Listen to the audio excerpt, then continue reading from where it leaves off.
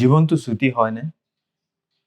The greatest obstacle to living is expectancy, which hangs upon tomorrow and loses today. The whole future lies in uncertainty. Live immediately. স্তয়িক দাৰ্শনিক বক্তা সেনেকাই লিখিছিল on the শ্বৰ্টনেছ of life, য'ত জীৱন সম্বন্ধীয় বিশেষকৈ জীৱনৰ দৈৰ্ঘ্য বিষয়ে তেওঁ নানা কথা কৈছে আৰু এইবোৰে আমাৰ জীৱনৰ বিষয়ে আৰু জীৱনটো জীয়াই থকাৰ বিষয়ে। এই কথাবোৰ আগতেও প্ৰয়োজনীয় আছিল আৰু আজিও এইবোৰ আপোনাক জীৱনটো ভালদৰে জীয়াই থকাত সহায় কৰিব পাৰে। আমি প্ৰায় কওঁ ইমান সোনকালে তেওঁ ঢুকাল, তাৰমানে আমি বুজাব বিচাৰোঁ যে তেওঁ এটা ছুটি জীৱন কটালে। কিন্তু এই যে সোনকালে কথাটো আপেক্ষিক নহয়নে?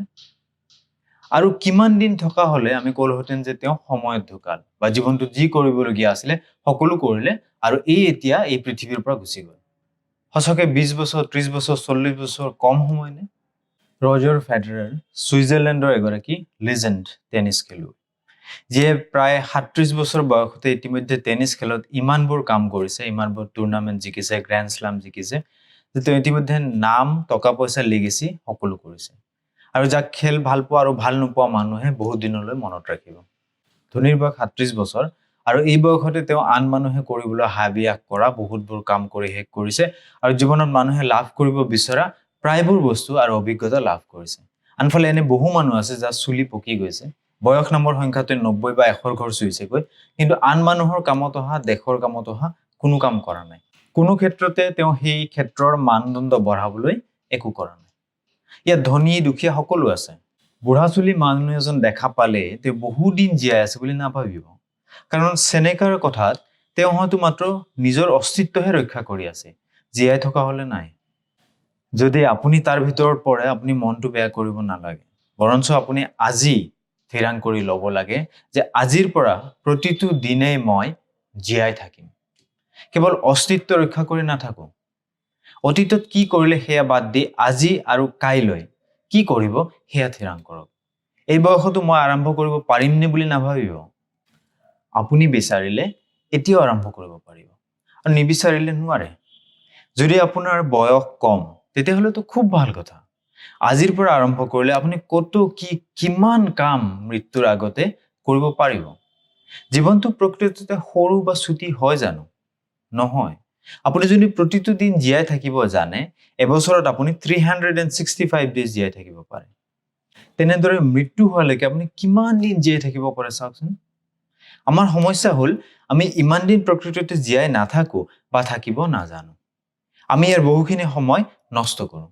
আমাৰ আটাইতকৈ গুৰুত্বপূৰ্ণ সম্পদ হ'ল সময়, কিন্তু মানুহে ভাবে যে টকা পইচাহে বেছি গুৰুত্বপূৰ্ণ। গতিকে মানুহে টকা পইচা গুৰুত্ব দিয়ে, কিন্তু সময়তকৈ পলমকৈ আহিলেও কাৰো মনত একো চিন্তা নহয় বা ক্ষমা খোজাৰ প্ৰয়োজন মানুহে অনুভৱ নকৰে। এই যিটো অভ্যাস, এই অভ্যাসটোৱে কিন্তু তেওঁৰ জীৱনটো লাহে লাহে ছুটি কৰি আনে। গতিকে প্ৰকৃততে যিটো জীৱন হয়তো কেইহাজাৰমান দিনৰ জীৱন এটা হ'ব পাৰিলেহেঁতেন, সি প্ৰকৃততে মাত্ৰ কেইটামান দিনৰ সমষ্টিহে হৈ পৰে। গোটেই জীৱনটোত আপুনি প্ৰকৃততে কিমান দিন জীয়াই থাকে, যিমান দিন থাকে সিমান দিনহে আপোনাৰ জীৱন। ভালদৰে ইনভেষ্ট কৰিব জানিলে জীৱনটোত আমি বহুতখিনি সময় পাব পাৰোঁ। ই আমাৰ টকা পইচাৰ নিচিনাই কথা। বহুত ধন সম্পত্তি চলাব নজনা মানুহ এজনৰ হাতত পৰিলে কি হ'ব? আপোনাৰ হাতত প্ৰতিদিনে 1440 মিনিট সময় আৰু বছৰটোত 5,25,600 মিনিট থাকে। ইমানবোৰ মিনিট হাতত থাকোঁতে আপুনি কি কৰিব? ইমান সময় হাতত থাকে, কিন্তু চাবচোন কিছুমান মানুহৰ শাৰীৰিক ব্যায়াম কৰিবলৈ, এক্সাৰচাইজ কৰিবলৈ সময় নাই, ল'ৰা ছোৱালীক দিবলৈ সময় নাই, নিজৰ স্বামী বা স্ত্ৰীক দিবলৈ সময় নাই, মাক দেউতাকক দিবলৈ সময় নাই, সমাজৰ এটা কাম কৰিবলৈ, মাত্ৰ এটা কাম কৰিবলৈ সময় নাই, মুঠতে সময় নাই। যদি আপুনি যিকোনো উপায়েৰে সময়বোৰ নষ্ট কৰিছে, তেন্তে এটা সময়ত আপোনাৰো তেনেদৰে সময়ৰ অভাৱ হ'বই। আপোনাৰ বাবে প্ৰয়োজনীয় কথাটো হ'ল আপুনি চলাব জানিলে জীৱনটো দীঘল, আনহাতে যদি নাজানে ছুটি, আৰু একো কৰিবলৈ আপোনাৰ সময়ো নাথাকে। আপোনাৰ হাতত প্ৰকৃততে ইমান সময় আছে, আপুনি ইমান সময় পায় যে তাৰ ভিতৰত আপুনি প্ৰয়োজনীয় সকলোবোৰ কাম কৰি বিশ্ব ব্ৰহ্মাণ্ডত নিজৰ এক চিহ্ন বা চিন এৰি থৈ যাব পাৰে।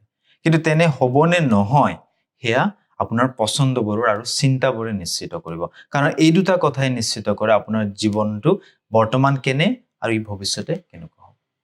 এটা বস্তুৱে আপোনাৰ হাতৰ পৰা জীৱনটো পলে পলে চুৰ কৰি লৈ যাব পাৰে। সেয়া হ'ল কাম এটা পিছলৈ পেলাই থোৱাটো। কামবোৰ পিছলৈ থৈ নিদিব। কাইলৈ কৰিম বা ৬০ বছৰ হ'লে এয়া কৰিম, সেয়া কৰিম, এই কথাবোৰ আটাইতকৈ অনিষ্টকাৰী। পিছলৈ কি কৰিব সেয়া পৰিকল্পনা কৰা বেলেগ কথা, কিন্তু কামবোৰ পিছলৈ কৰিম বুলি পেলাই থলে হয়তো কেতিয়াও কৰা নহ'ব। কাৰণ সিমান দিন বা আপুনি জীয়াই থাকে নে নাথাকে। এই কামটো জীৱনটোৰ বাবে আটাইতকৈ বেছি অনিষ্টকাৰী হ'ব পাৰে। গতিকে কামবোৰ পিছলৈ পেলাই থোৱাতকৈ আজি কৰিব পাৰি নেকি চাবচোন। এতিয়া জীৱনটোৰ সময় নষ্ট কৰা যিটো অভ্যাস আছে তাৰ লগত আপুনি কেনেদৰে মোকাবিলা কৰিব, তাক কেনেকৈ মেনেজ কৰিব, কেনেদৰে জীৱনটো দীঘল কৰিব আৰু সম্পূৰ্ণৰূপে জীয়াই থাকিব। চেনেকাৰ মতে দৰ্শন পঢ়া আৰু লিখা মৰণশীলতাৰ দীঘলীয়া কৰাৰ একমাত্ৰ উপায়। দৰ্শনক একোৱে ধ্বংস কৰিব নোৱাৰে। আপুনি তেনে কৰিব পাৰে, কিন্তু তাতকৈ আৰু এটা সহজ উপায় আছে আৰু সেই উপায়টো আপুনি গ্ৰহণ কৰিব পাৰে। কি উপায়? আজি জীৱনটোৰ শেষ দিন বুলি যদি আপুনি ধৰিব পাৰে, ই সঁচাকৈ আপোনাৰ কাৰণে সহজ হৈ পৰিব। আজি যদি আপোনাৰ শেষ দিন হয়, আপুনি যিমান পাৰে দিনটোক উপভোগ কৰিবলৈ সম্পূৰ্ণৰূপে জীয়াই থাকিবলৈ চেষ্টা নকৰিব জানো? কাইলৈ জানো কিবা প্ৰয়োজনীয় কাম আপুনি পেলাই থব? আপুনি দিনটো আনন্দৰ সৈতে জীয়াই থাকিবলৈ চেষ্টা নকৰিব জানো? আপুনি দিনটো সম্পূৰ্ণৰূপে ব্যৱহাৰ কৰিবলৈ চেষ্টা নকৰিব জানো?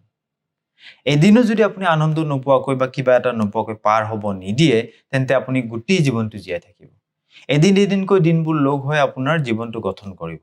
জীৱনটো কেনেদৰে জীয়াই থাকিব লাগে সেয়া শিকা আৰু তেনেদৰে জীয়াই থকাটোৱে আটাইতকৈ ভালদৰে জীয়াই থকাৰ উপায়। মৃত্যুক ভয় কৰা মানুহে জীৱিত মানুহ এজনৰ বাবে ভাল একো কৰিব নোৱাৰে।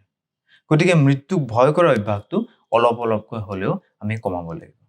আপুনি জীৱনৰ আনন্দ আৰু শান্তি তেতিয়াহে পাব যদিহে আপুনি নিজৰ কষ্টবোৰক তুচ্ছ জ্ঞান কৰিব পাৰে আৰু সেইবোৰক আপোনাক অশান্তি দিবলৈ নিদিয়ে। তেতিয়াও ভালদৰে জীয়াই থকা জীৱনটো উপভোগ কৰাৰ কামটো সহজ হৈ পৰিব। প্ৰতিটো দিনে সমস্যা থাকিলেও আপুনি ভালদৰে পাৰ কৰিব পাৰিব, উপভোগ কৰিব পাৰিব আৰু ডাঙৰ কথা হ'ল জীয়াই থাকিব পাৰিব। আপুনি আজিৰ দিনটো যেনেদৰে কটায় আপোনাৰ জীৱনটো তেনেদৰে কটায়। গতিকে আজিৰ দিনটো যত্ন যদি আপুনি লয়, তেতিয়াহ'লে জীৱনটোৱে নিজে নিজে নিজৰ যত্ন ল'ব। আৰু গোটেই জীৱনৰ যত্ন লোৱাতকৈ আজিৰ দিনটো যত্ন লোৱাটো বহুত বেছি সহজ, নহয় জানো? আনন্দ নামৰ যিখন হিন্দী চিনেমা আছে তাত আনন্দে অৰ্থাৎ ৰাজেশ খান্নাই ডাক্তৰ ভাস্কৰক অৰ্থাৎ অমিতাভ বচ্চনক এটা সংলাপ কৈছিলে, এটা ডায়লগ এটা কৈছিলে। সেই ডায়লগটো আছিল, বাবু মশাই, জীৱনটো ডাঙৰ হ'ব লাগে, দীঘল নহয়। ভাবি চাবচোন, আপোনাৰ জীৱনটো দীঘল নে ডাঙৰ?